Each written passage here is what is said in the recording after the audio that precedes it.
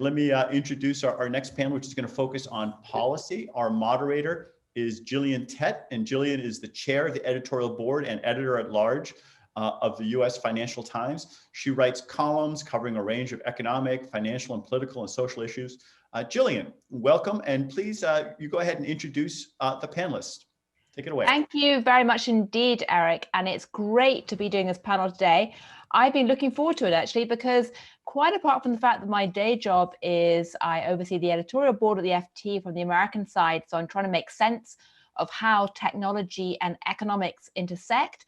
I'm also trained as a cultural anthropologist and extremely interested in the question of what it means to be human and how that is being turned upside down right now by technology.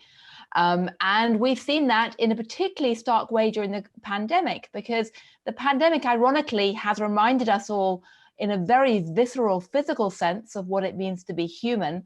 And yet we're relying on digital links more and more.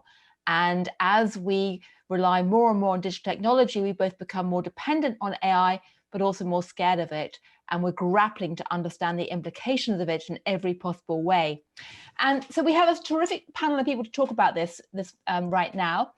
We have two economists, Susan Athey, who's the economics of technology professor at Stanford Graduate School. We've also got Mark Duggan, who is another economics professor at Stanford University. We've got Condoleezza Rice, who of course is the former Secretary of State and is now running the Hoover Institute.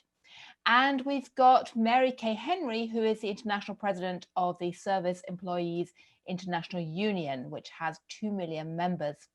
So two economists, academics, one former policymaker turned academic, I guess, and one union representative, which is a terrific combination of people to be looking at these very important policy issues and the question of what it means for the economy. So perhaps I can start with Professor Athey and ask you, when you take the view from 20,000 feet, how do you see, maybe we can see, I can't see the other members actually up. Are they all up on the screen? Yeah, fantastic. Perhaps I can start by asking you, when you look at the view from 20,000 feet, how do you see the AI debate developing now in terms of how it's transforming the economy? Yeah, so first of all, I think from 20,000 feet, a lot of people are missing the boat in that it can be, to make the headlines and get people excited, we can go to very polar extremes of saying, you know, we're getting general artificial intelligence and there won't be any work to do and everybody's going to go to the beach, you know, versus other people saying this is all kind of a big nothing burger. And for me, I think it's really in the middle. You need to, you know, first of all, understand realistically what the innovations have been in AI technology over the last 10 to 15 years. And once you see it more realistically, I think you can see it more as a gradual evolution, similar to the adoption of the internet and, you know, computers and electricity, as Eric has talked about in his work. So, you know, really what AI has done in the last few years is it's been very good at building prediction machines that basically, you know, help you automate tasks of trying to map a large number of potentially unstructured inputs into an output, like, you know, what is this image? What is this text? Is somebody going to click on something? And also iterative experimentation, like, you know, which headline works best, which email catches your attention, and so on. And that iterative experimentation can help you climb a hill. It can help a robot climb over a wall. That kind of iterative experimentation can work very well in environments that are sort of low stakes, where you can keep repeating and learning and without, you know, causing a major disaster. But it doesn't really take over an entire human's job. The other big bucket that I think matters for the workforce, though, is that we're getting a lot more self-service of services. And so that really does automate the checkout clerks and the customer service representatives and so on, because people can use technology to serve themselves. That is less fancy AI. It's a lot more automation, but it can still have a pretty widespread impact. So in summary, when you understand what these kind of basic technological trends are, then it becomes more natural to think it's not nothing, it's not putting, everybody to the beach, but it is going to mean that there's a lot of people transitioning out of jobs that historically were relatively stable. We could see whole sectors decline. And so what our challenge is to think about how to help people transition so that everybody can participate in this next round of the economy. Right. Well, that's almost a polite way of saying that maybe the media's got over terrified or been hyping it up or got, presenting it wrongly. Journalists like me are certainly pretty obsessed with AI, and it always does tend to be presented in quite negative terms. But Professor Duggan, would you agree in that perspective that actually AI is not such a big deal, something we need to notice, but it's more an evolution, not revolution? Yeah, I think I'd say I would agree with that. And I think that's as of where we are today, it's a little difficult to forecast exactly where we're headed. One big question is whether AI will continue here in the US and in other industrialized countries to kind of hollow out the middle class. We've seen skill bias technological change that has sort of done that here in the US, and whether it will differentially affect high wage workers, low wage workers, or middle class workers. I think that's a huge issue going forward. And there's really some provocative work by a recent Stanford graduate, Michael Webb, arguing that actually the AI that is coming down the pike is more likely to affect high wage workers rather than low wage workers, which I think the conventional wisdom is more the latter. So that's something that I think is a big issue. And then also, since this is a session about policy, I'll just throw out that I think, the potential for AI to make government work better is, I think, really high and has not really been realized at this point. Government's more than a third of GDP here in the US and almost half of GDP in the EU. And in other countries, it's big too. And right now it's barely been leveraged to help make government work better. And I think that matters a lot for the disadvantaged, especially because what governments are doing, I think, matters a lot for people at the lower end of the income distribution. Right. Well, I'm going to be turning in a moment to what this means precisely for policy and what your recommendations would be. So we'll get granular in a second. But before I do, I want to turn first of all to Mary for the union perspective and say, you represent 2 million service workers. If Professor Duggan Mark is correct, your employees may be amongst, the higher paid ones, many of the ones that will be threatened by AI. Do you think it's over-dramatized, overstated in terms of its implications right now for your members? Well, our members represent both the higher wage end of public service and healthcare, registered nurses, physicians, engineers in public service. And then half of our members are in the underpaid service and care work of janitors, home care providers, child care providers. And all of them are being impacted by the introduction of artificial intelligence in work.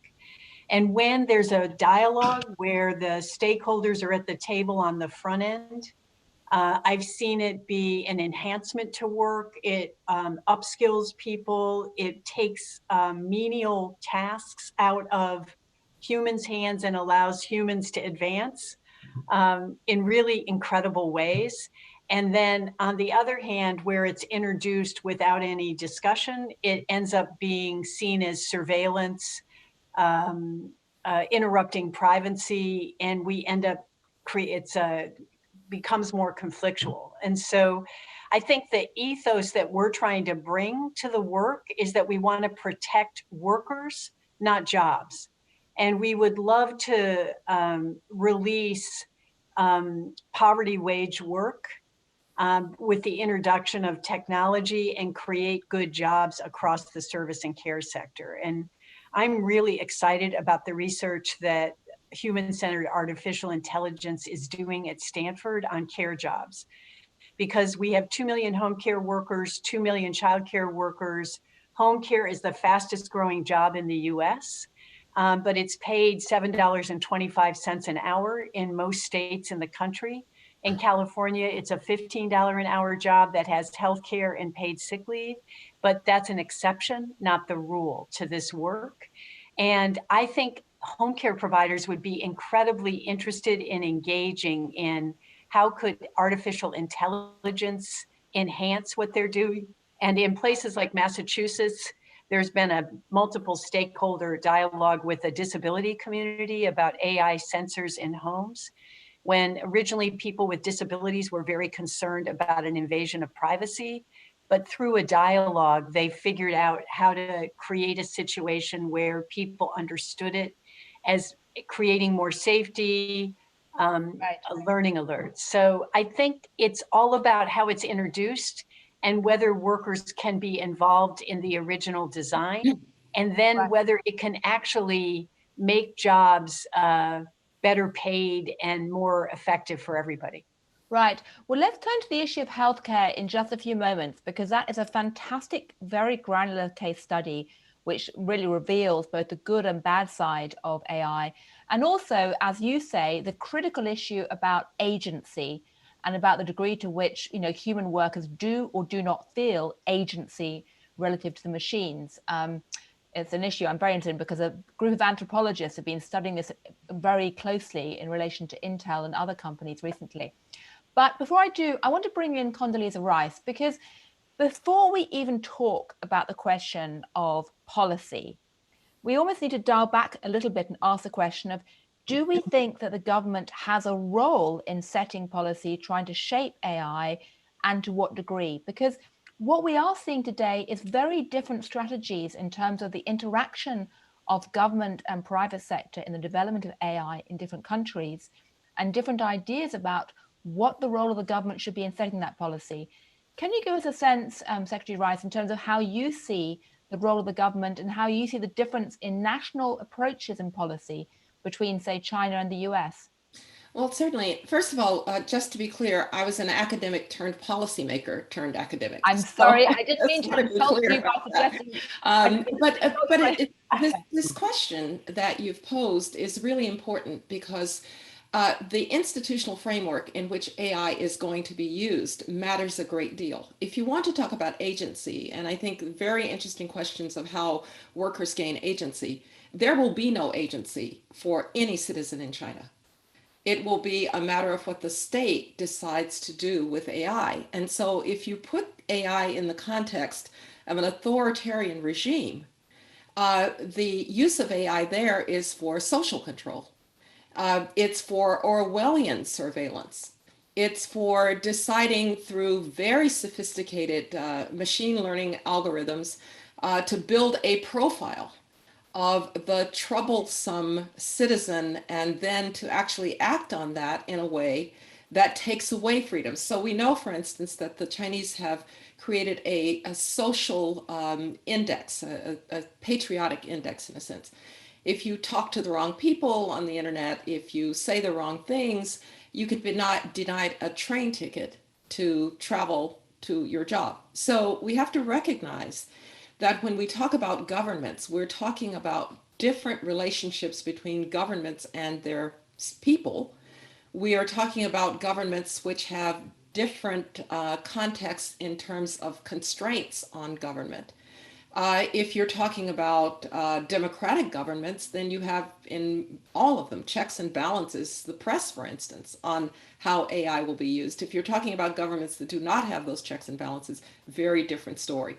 And so it's really important not to have a sort of parochial American view of how government might interact with AI, or even a European view of how government might interact with AI. But I just want to say something to what Mark said, because I think he's right. One of the places that I think AI has a real future is to improve, particularly in democratic societies, the capabilities of governments to be responsive to the needs of citizens without exhaustive bureaucracy.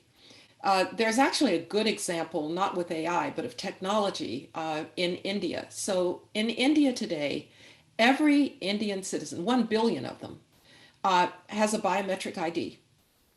That biometric ID has now allowed the Indian citizen who also has a bank account to take the payment for, let's say, unemployment or for food assistance directly from the government, rather than passing through the hands of 3 or 4 bureaucrats who are going to each take a little cut. And so it's actually helped with the problem of corruption. So there are some very good things that governments can do with advanced technologies, whether it's AI and machine learning, or whether it's biometrics, but you always have to feed it through the context of how that government is structured. What is the relationship to the citizen? Are there actually checks and balances? Is there even a conversation about what the agency is of the citizen in protection of his or her own rights? Right. Well, thank you very much indeed. And apologies for not mentioning up front that you were first an academic before going to government. But I mean, I'd like to then throw that back before we go and talk about the specific question of home care and the private sector. Just let's focus on the government issue for a moment. And I'd like to go back to Mark and ask him, you made the very good point. The one area where you could be using AI very effectively to boost productivity and efficiency, maybe even worker or voter satisfaction, is the government. Do you see any evidence that that's happening actually today in America, even if it's happening in a place like India? So, yeah, and I think I know the U.S. context a little better than the India context. So there are some pockets of examples of using AI in ways that can make government work better, but I think they really just barely scratched the surface. So, for example, if you look in Atlanta, the government is using apparently AI methodologies to figure out which areas are at higher risk of fire. In other areas, they are looking at AI, and this gets into some potentially tricky areas to figure out who should be released from prison sooner rather than later when prisons are overcrowding. So there are, I think, lots of opportunities for using AI, but I think it's only scratched the surface. I mean, right now, the biggest thing that's happened to the US economically in the past several months is obviously the COVID pandemic. Tens of millions of workers have lost their jobs. And at some level, it could be the case that AI could be helpful in steering people, like literally millions and millions of people going into state unemployment agencies that could be harnessing the benefits of AI to figure out how optimally to match up workers to jobs as they become available. But that kind of thing is just not happening in any systematic way, which is, unfortunate. I think it could really help, improve the efficiency of the recovery to this huge disruption, and it's really not being used at all. So there are pockets of it being used, but not for the really big, ambitious stuff that I think it could be used for. Can I just jump in on that just because our colleagues obviously have to talk to each other more. So we have a really exciting project doing just what Mark said, although it's not at large scale yet. But later in this conference, we have Gina Raimondo from Rhode Island who's going to be here. And she's been collaborating with an organization called Ripple and also our lab at Stanford. Even pre-pandemic, we were setting up a program where workers could help make more informed decisions about what kinds of workforce retraining programs were most beneficial to them and help them choose both in terms of availability and commute as well as return on investment. And it's been a little bit slow getting these things going, and some of the challenges that we've been facing in scaling this to multiple states have included getting the infrastructure in place. So having the data available about workers and about programs in order to make good recommendations. But honestly, even before you have a lot of data-driven recommendations about the return on investment of the programs, even just helping people understand what their choices are in terms of published information is the kind of thing that governments can do better.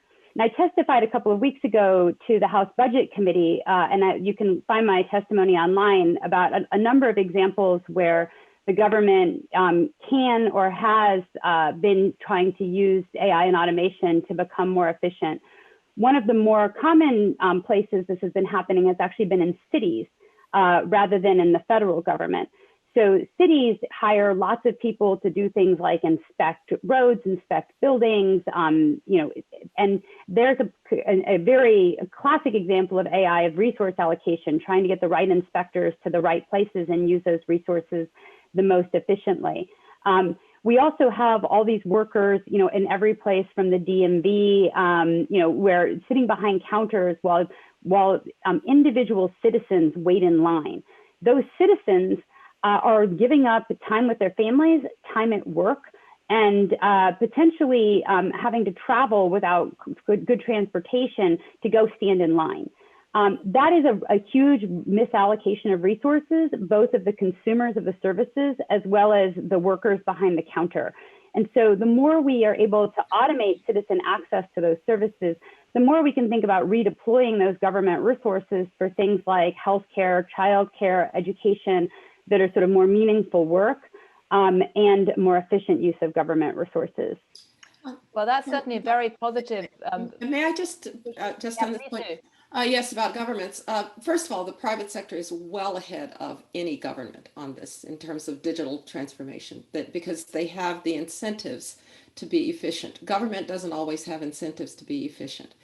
The second point that I would make is that when you get into issues like Mark just raised, trying to predict recidivism rates, for instance, this is a place where the Human-Centered AI Center at Stanford, I think, has been very wise to think about whether we start, since it's historical data, introducing certain biases into the analyses. So I'll give you an example. The military was looking at a question of how they might use AI to predict the kind of perfect military officer. I'm caricaturing it a little bit, but it was pretty close to that.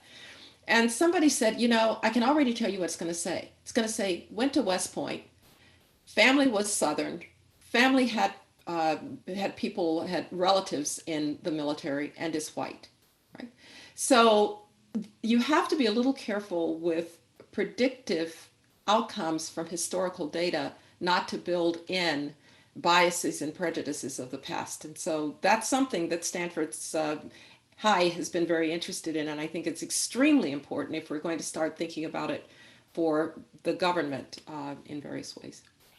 Gillian, I would just add that internationally, there's a lot of very creative ways in which government, business, and unions, through working people and the community sector, NGO, civil society, is taking a systems approach to the introduction of AI and technology and the future of work, where working people get assured by the 3 Scandinavian countries or by Germany or New Zealand on economic security as the foundation for how technology is going to evolve work.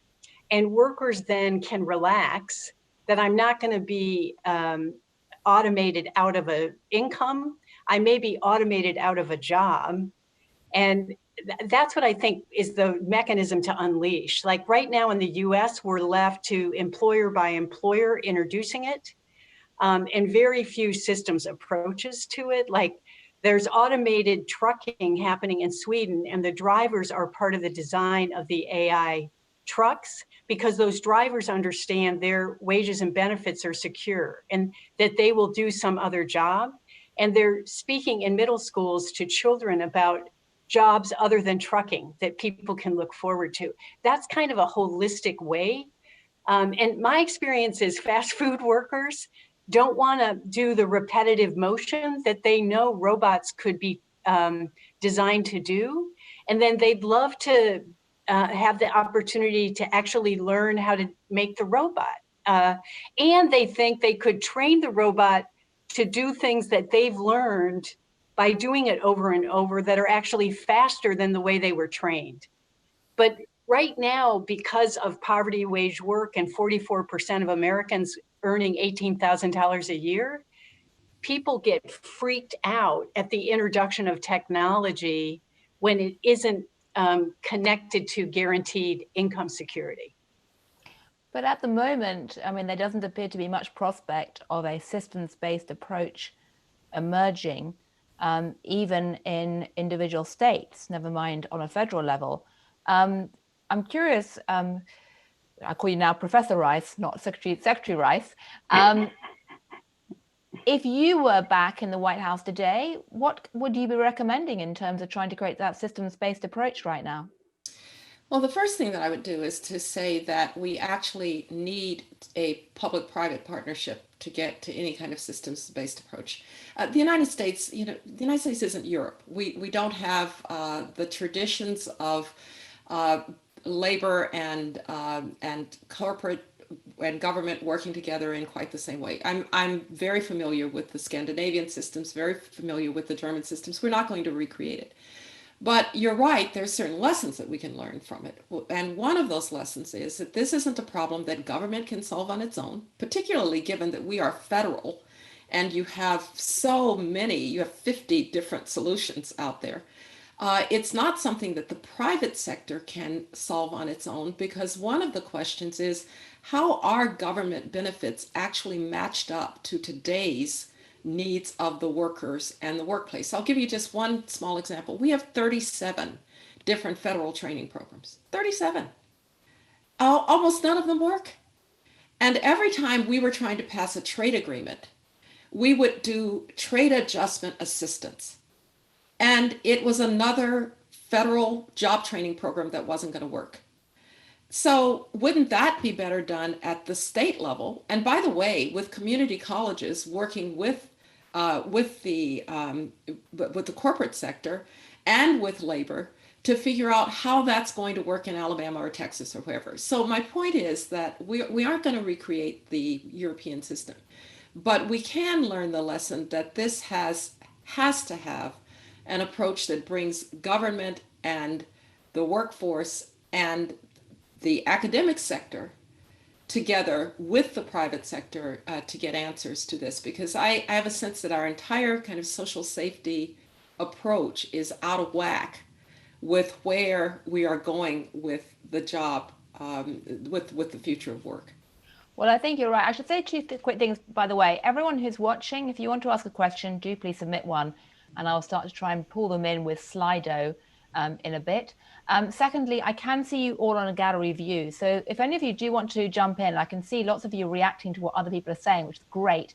Don't feel shy about raising your hand like you're in the front row of the classroom, and I will pull you into a comment in a moment. So if you want to react, I can see both Susan and Rob reacting to that. Susan, do you have any comments on what Condoleezza Rice has just said, or Professor Rice has just said, about the fact that maybe it's time to rip up the training programs and have sort of a state approach, a more systemic state-based approach to what's happening, pulling in community colleges and taking a more holistic oversight? Yeah, I think it's kind of a national tragedy, frankly, that we have not fulfilled our commitment to workers over the last, decades. Every time we do a trade agreement and we get lower price goods in for American consumers, it's like lowering taxes on everyone because they buy stuff more cheaply. And that's especially beneficial for low income people. But of course, there's pockets of people who are harmed by that. And our commitment has been hypothetically that we're going to help them. And we don't do it effectively. And you can see that then hurts the commitment to trade, and it hurts the growth of our economy. So, to me, instead of saying, all right, we want to stop trading, instead it's like, well, let's actually get serious about fixing this problem. And I think historically it was hard to do, partly because we didn't systematically evaluate programs. They weren't tailored to the environment. People making choices didn't know what was good and what wasn't good. So there was no market feedback or choice feedback, so that things that were working grew and things that were not working didn't grow. And we just didn't have the infrastructure and the incentives in place to make it work. Today, we have this opportunity. I think the COVID-19 crisis has created this opportunity. We've all figured out how to deliver stuff digitally. That allows us to scale things that work in a much more effective way. AI can also be used to scale parts of a training process. If we're needing to learn, soft skills like how to do an interview, you can get some aspects of that with video AI feedback, like, is your cadence right? Are you speaking clearly? And so on. And then you can save the human coaching time, for the parts that are more subjective and where, when you've already got some of the basics down. We also, when we think about digital delivery, another huge impediment for people accessing services is that if you're working full-time trying to feed your family, you need to get babysitters and you need to get transportation, it's very difficult to invest in a training program which has dubious efficacy anyways. So, but if you can reach people where they are, when it's convenient for them, with materials that they can have confidence will help them make a transition, a lot of the pieces fall into place. We're running an experiment, for example, in a developing country right now with free Coursera courses that were targeted by their local employers, that were skills that people could gain at home, and the employers had indicated what it was that they needed and would most desire, and that matching was done. And then we're working with the country to get the follow-on wage data so that we can administratively track the people and see what works. I think those types of experiments, evaluations, and rollouts have a lot of potential, and there's really nothing stopping us except for the administrative capability and the will to make this a lot better. Right, thank you. I can see that Professor Duggan, Mark has raised your hand. So, yes. Great. Yeah, just building on some of what Susan and Condi said a moment ago. I think that the potential to harness these technologies to improve our programs and other things, and I'm 100% behind this public-private partnership thing. But it's frustrating to me to look at how well the private sector does in innovating and improving its delivery of, let's say, its products. And governments often just keep the status quo and just keep it going as it is. And I'll take one example, a program that I've been working on a lot recently is federal programs for military veterans. So we have more than 20 million military veterans in the US. And the largest program that's administered by the US Department of Veterans Affairs is something called disability compensation, that pays benefits to veterans who have disabilities that are caused or aggravated during their military service. And this program has been in effect for a very long time, and its basic structure hasn't changed at all since the end of World War I, more than 100 years ago.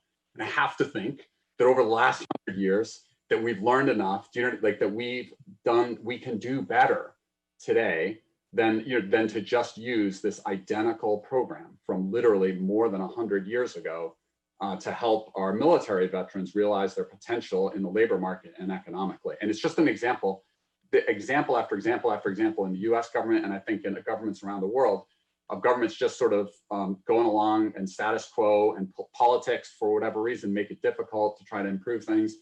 But it's just frustrating to me to see something like that I think could be doing so much more for our veterans, but we're just, we're stuck in a rut and just continue to do. Well, I'm going to turn to Mary in just a second to ask about the home skill issue. But before I do, I want to quickly ask you, Condoleezza Rice, do you have any faith or hope that something like, a military veteran AI program could be introduced? Because if there's any part of the US government that knows about the power of AI right now, it really is the military, and because it's being used in other arenas. Is there any chance of bringing that into the domestic sphere to make things more effective? Well, my economics colleagues always speak what are the incentives here? Well, I think unfortunately, what is the incentive? And given that you have very little time, so I've been a cabinet secretary. You go in, you have 3+ years before you're about to go out. You have a bureaucracy that is the career service, who are very, very good, but are accustomed to doing things a certain way. And so the question is, could you get in Veterans Affairs or in the Pentagon or in other places, could a president even come in and say to a cabinet secretary, we want you to just do two things well. We want you to deliver this particular benefit to veterans better. We want you to make better use of the way that we get this or that benefit to our military. If you could create that incentive from the top, I think you could get something done. And it's going to have to be that way, though. Somebody has to take control of it. We've experimented in the federal government with the Office of Management and Budget. People think about the budget piece, but there's also a management piece of trying to modernize the government. And every president has come in and given to the deputy for management the job of modernizing the government. And people make little bits of progress, but not in a transformative way. I mean, just very quickly, when I walked into the State Department, I couldn't believe we were still in parts using Wang computers, which is something that we had not used at Stanford since I was a graduate student. So I think it's all about incentives. I actually think if a president wanted to take this on, he could do it. But it's not very sexy. It's not very politically rewarding to talk about this. And so the question is, where do you get the pressure for that kind of change? Well, let's hope somebody puts that onto one of the memos for whoever is sitting there in January. In fact, we can all send you to write a very powerful memo to inspire people, perhaps. But I'd like to turn to Mary and talk a bit about the home care issue, because that is fascinating in that it's a very granular area where there is potential to use AI. It terrifies many people, and yet at the same time has benefits. And I'm very struck because I lived in Japan for a number of years, and Japan's one of the few countries where people think that robots and AI is fantastically good news, not bad news, partly because of Astro Boy, the comic, but also because of demographics. People are running out of workers, and frankly, many Japanese prefer robots to immigrants, sadly. But I'm curious, within the situation of America, do you see a way to actually give service sector workers enough agency to actually trust AI and feel confident using it and not see it as a tool of surveillance or job replacement? And are there actually any discussions on the ground right now between unions and companies to actually make that happen? I mean, given that we can't all be Swedish. Yeah. Yes, I do see the promise of it, and it requires things that I think the panel has already discussed. So much of home care work right now is invested in by Medicaid and Medicare. So to this point of government, we've made a choice as a nation not to invest in government for the last 40 years. And the consequence of that is not updating technology. I think it's a political decision, but it's also, it's hard to have a public-private partnership when we've drained government of resource. So that's one barrier that we have to adjust for. There's certainly a growing need in the care crisis that's been exacerbated by the pandemic, where especially Black, Latino, and Asian families have been harder hit. And we've seen the willingness of many of our home care providers here in California, in Massachusetts, in Washington State, who are really interested in the experimentation about how AI could be an assistance and not invasion of privacy. And that just requires dialogue. And they've achieved it in Massachusetts by putting the people with disability advocacy groups, elder care groups, child care advocates at a table with the workers' unions and government to figure out a solution to what has been introduced as electronic visit verification. But that's just the beginning. There's lots more that I know HAI in Stanford is imagining possible, and what your experience is in Japan.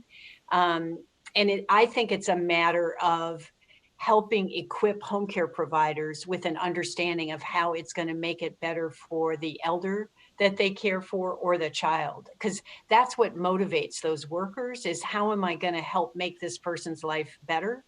And we had a tiny little taste of it under the Affordable Care Act when CMS, the government agency that was in helping implement the Affordable Care Act, created innovation grants.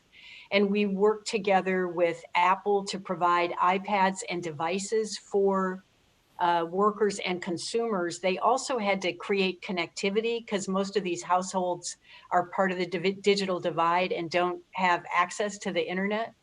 But with all of those obstacles overcome, it really jazzed the home care providers to understand they could speak directly with the private care physician of that elder, deal with weight, signs on skin color, diet, and they reduced hospitalization by 30%. And so it saved money for the Medicare and Medicaid system to arm the providers with more technology. And so it seems to me that given that little toe in the water, that AI could help these workers become the front line of the American healthcare system in a way that they are not wired to be right now. Well, there are so many interesting good news stories around, but that also raises questions about surveillance, because one of the other reasons why workers are concerned about AI is this feeling that it's spying on them. As I said earlier, I've been talking a lot to anthropologists who are working and doing studies of this right now, and point out that it plays out very differently in different countries in terms of the cultural patterns of what surveillance is, what kind of surveillance is or is not tolerated. But I'm curious, I'd like to ask you, Condoleezza Rice, how do you think we counter these concerns about surveillance that you raised earlier in relation to China? Is that something that you think can be countered, or can people be reassured, or is that simply not possible? Well, the problem is that people they carry two contradictory ideas in their head simultaneously about this entire sphere of technology. On the one hand, I don't want my data used. I don't want people to watch me, but I do want Amazon to deliver this package tomorrow morning because it's convenient. And so actually, I think what we're seeing is that there's a lot of misinformation out there about how this data might or might not be used. And to the degree that the information is correct, people are really of two minds as to whether the world they'd like to have is you don't collect the data, but you still give me the services. And that world doesn't exist. And so some of this, I think, is actually education. I think Mary Kay made a very important point, which is if the worker believes that they're being surveilled, quote unquote, for punishment of some kind, for negative consequences of some kind, then of course you're going to worry about surveillance. If I put a surveillance camera in my classroom and the student thinks the only reason I've got that there is so I can catch them cheating, then of course they're going to have a concern. And so some of this, I think, is working through people's contradictory impulses about technology. It's an education process. It's a collaborative process. It's actually sitting down with people and saying, here's what we're using this for. I remember the whole, controversy about the Snowden controversy and NSA and the whole thing. And you would say to people, I'm sorry, they don't care what you say to your grandmother, right? They simply don't. And yet that was the way that it was being portrayed. So this is a place where, with all due respect to our journalists on the phone. Don't worry, I can be an easy target. the tendency for every story about technology and privacy and surveillance to be blown up into they're coming after you because it's a more interesting story than they don't really care about your conversation with your grandmother. I think it's part of the problem. I think it's partly a problem of how it's portrayed. Right. Well, I must say, the story is certainly very nuanced, and the cultural differences, and also the shift in attitudes. I was chatting to these anthropologists at Intel who were studying facial recognition technologies in China and America on the ground in great detail, and seeing how attitudes change. And even as they were doing the studies, suddenly up pop our iPhones with facial recognition technologies. And certainly my teenagers and most millennials don't worry at all about that, although people like me do. So it's changing very fast. But I'm curious, I'd like to ask either Susan or Mark, whether you've got any views on this in terms of what can be done on the surveillance side. I mean, human-centered AI sounds like you're trying to put agency back into it, but how do you cope with the surveillance questions as part of that? Yeah, so this is something I've done some work on, and I think it's really a double-edged sword. I think just to start with, we do see a lot of discussions about privacy and security from a consumer perspective, but my prediction would be that the worker perspective is really what's going to really galvanize people over the next years, because it's one thing, whether somebody sees your text message or something, but it's another thing if it affects your employment or your promotions. So just in terms of what we're seeing out there in the wild, first of all, there's actually pretty dramatic surveillance of white collar workers going on now.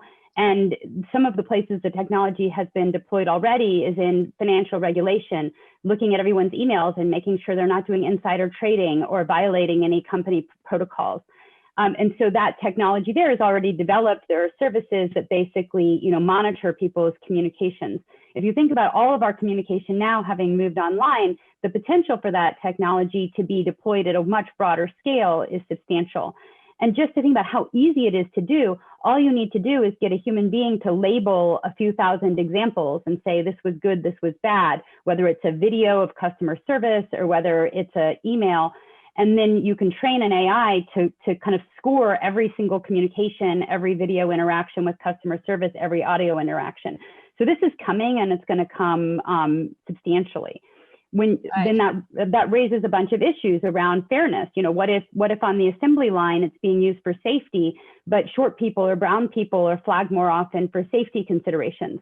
What about extortion? If you're surveilled constantly, who's not going to do something at some point that could make them a potential victim of extortion? And we've seen that going on.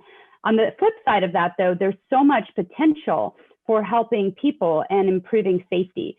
So in some of my research, I've looked at how that works with drivers and shown that when you surveil people's drivers for safety, but you tell them, of course, that you just share that information back with them, the drivers, everybody thinks they're above average. So if you tell the below average drivers they're below average, they actually improve their performance substantially. So there's many, many cases where we could at scale improve safety, which in turn reduces barrier to entry. So just to circle back finally to this home health example, I have my stepfather in hospice, and one of the reasons was it was too expensive to hire someone who could give him drugs. If we have AI safety around, you can have an elder stay at home. You can monitor them more easily so somebody else can go to the grocery store and you can keep track. And also someone with less education can potentially provide that service while making sure that medications are given properly and that no abuse occurs. And also they can be aided to do more complex procedures, which in turn would allow, so many more people to stay at home, which would make them happier without completely burdening their spouse or adult children. And really just bringing so much more welfare at lower cost.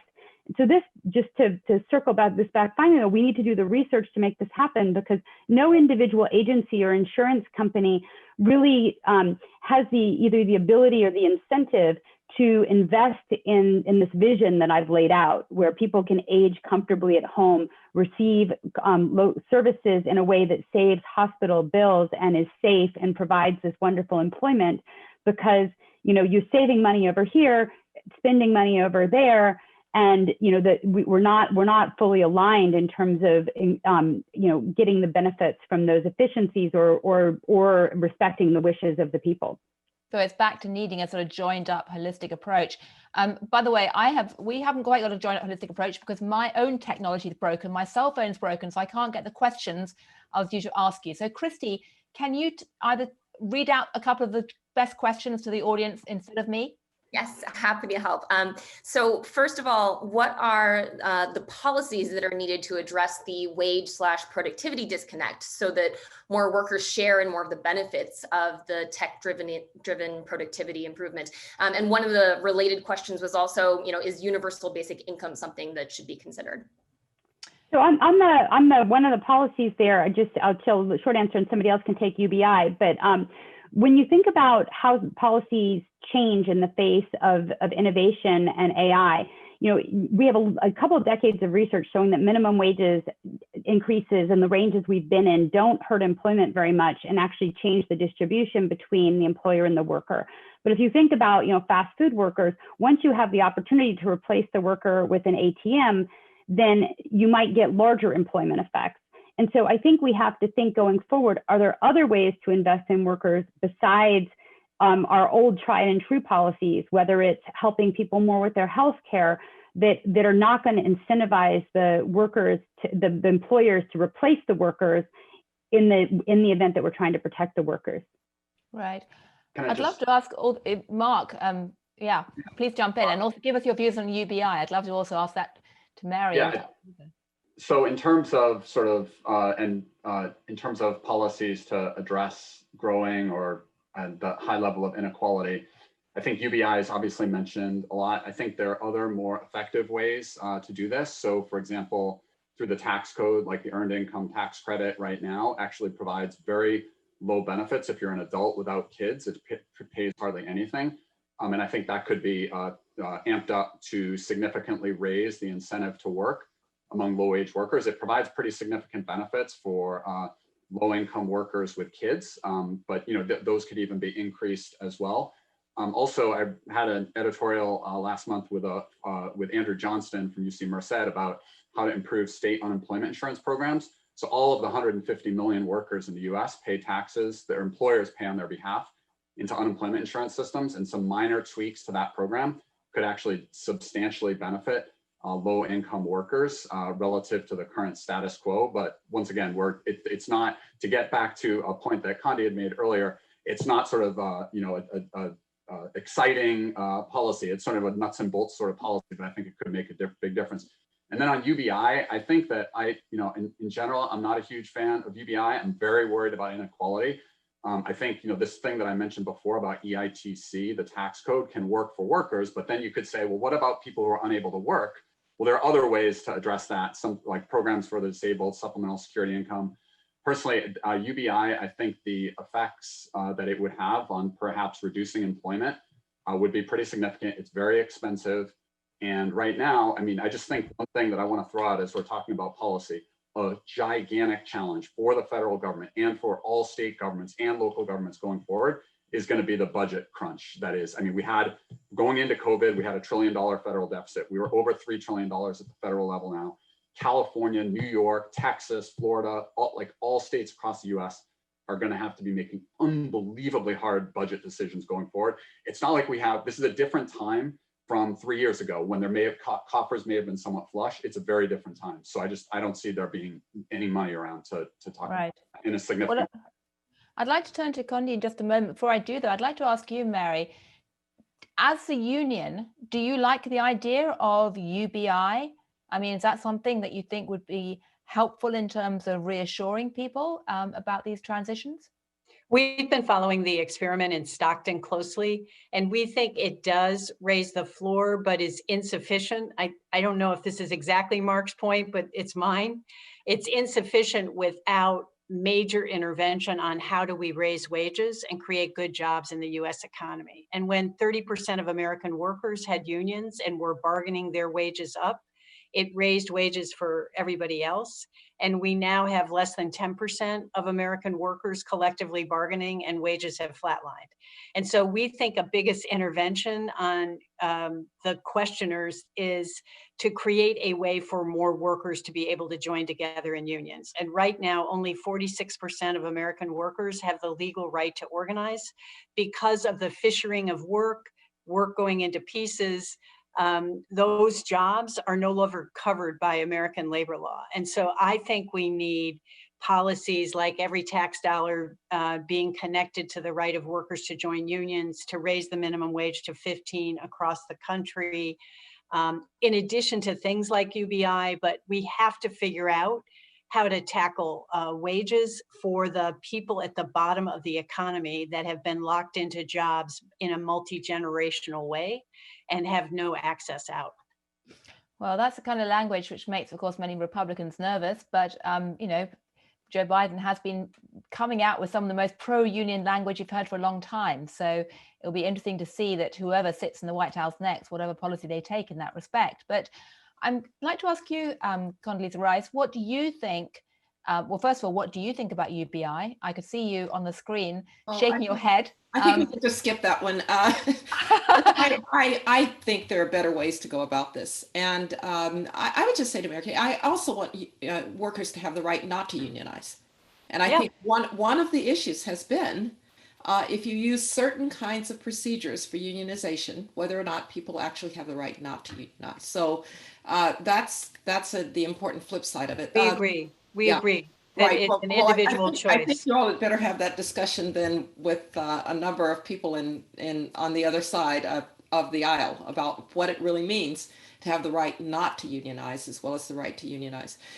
Quickly, I would just argue that what we really are talking about here is the inability of governments to allocate and reallocate efficiently.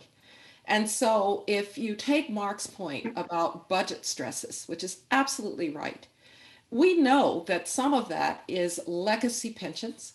We know that a lot of the federal problem is legacy entitlements.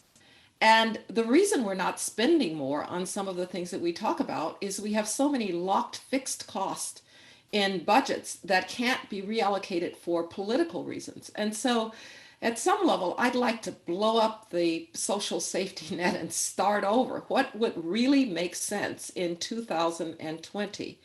And so that everybody does have a floor. I want everybody to have a floor. I want everybody to have the ability not to just stay at that floor, but to move up the ladder whether they're a healthcare worker or somebody who's about to be put out of a job because we are going to go to more green energy, all of that. But right now, what we have is program tacked on top of program tacked on top of program, and they really don't make sense, especially as we look at the way that the future of work is changing. And that's kind of a hard political problem for somebody because when you start touching, every American wants us to do something about entitlements, just not my entitlement. And so it takes real political will, and so far we haven't had it. Right. Well, we're almost out of time, very sadly, but I just wanted to finish with one very quick question. I'm going to each ask you for 30 seconds or so to comment on, which is that the previous session, Reid Hoffman suggested that the way the media was covering a lot of this stuff wasn't entirely all-encompassing, you might say. Journalists are a very easy target these days, but I'm curious, what do you think the media should be writing about AI, which they're not? Should we not be shrieking about, robots taking away jobs, or about, sort of Terminator? Are there things we should be writing about, the good news stories about it as well? I'm curious. Anyone to jump in? Yeah, I think an environmental service worker at Kaiser Permanente who was involved in a self-directed team, physicians, nurses, unit clerks, in the introduction of AI robotic technology in his unit would be an incredible storyteller for the way to get it right. And so I do think pointing to the places where the ingredients for what this panel has discussed are actually happening in the US would help illuminate the country's imagination. Because while we don't have to be Europe or Australia or New Zealand or South Africa, there's things we can learn from governments that have more of a commitment to a social compact than our current politic allows us, because I do think those things have to go together. And so I think US examples and more international examples of what I've heard Susan say as granular would help catalyze the country's imagination about what's possible. Susan? Yeah, I think I completely agree with Mary Kay. And when I teach executive education courses and teach policymakers, you have to start with the facts. And the best way to understand the facts is to dig into specific case studies. And I think and we're doing a lot of that at Stanford High. We're bringing in policymakers to try to educate them. But I do it through a lot of different vehicles. Once people really understand how it works, then they understand what the real risks are, and they can actually start the conversation to mitigate them. So, I was working on news 10 years ago, and the impact of digitization on news, nobody was interested at the time. And then I think if people had been more educated, we would have had society in a better conversation about content moderation and fake news and so on. If society had understood it better and been involved in that conversation earlier, things might not have gotten so bad. Right. And paradoxically, it helps the companies too to have an educated public and government because they point their guns in the right direction and actually give them rules and guidelines they can live by. I would say we need to actually work too with our leaders. I think the level of understanding of this in the Congress is not very high. I mean, there are a few people, but if you're going to have good policy, somebody's going to have to take the time in the Senate and in the House to actually understand this well enough to make good policy. And maybe that's the place that places like ours can reach out to the public sector, to legislators, and say, come spend a day really understanding that there are some things to worry about. You should worry about potential historical inequities being introduced so that you get biases. That's something to worry about. A machine writing symphonies better than Beethoven, I'm not too worried. And yet the two are a part of the same conversation. Yeah, I just throw in one last point. I think just echoing a lot of what has already been said, I think it's super important to celebrate success stories within the government where AI has been effectively deployed. So that, this gets to a point that Condi made earlier about it's not something people respond to incentives. And if politicians don't see any incentive, or policymakers, people on the front lines, to deploy their scarce time and energy into this, they're just not going to do it. So to the extent that we can celebrate the cases where we've really done great things within the policy sphere, leveraging the benefits of AI while being aware of its limitations and its potential problems, I think that would be great, because it would incentivize more people in positions of power to try to really leverage this technology to benefit more people. Yeah. Well, thank you very much indeed. I mean, for my own tuppence worth, I often think that if only AI had been called augmented intelligence instead of artificial intelligence, that would have probably made for a much more intelligent conversation. And if only there were sort of more social scientists looking at this alongside computer scientists, that would also help create a more intelligent conversation. But anyway, I just want to say thank you on behalf of everyone watching for your excellent comments.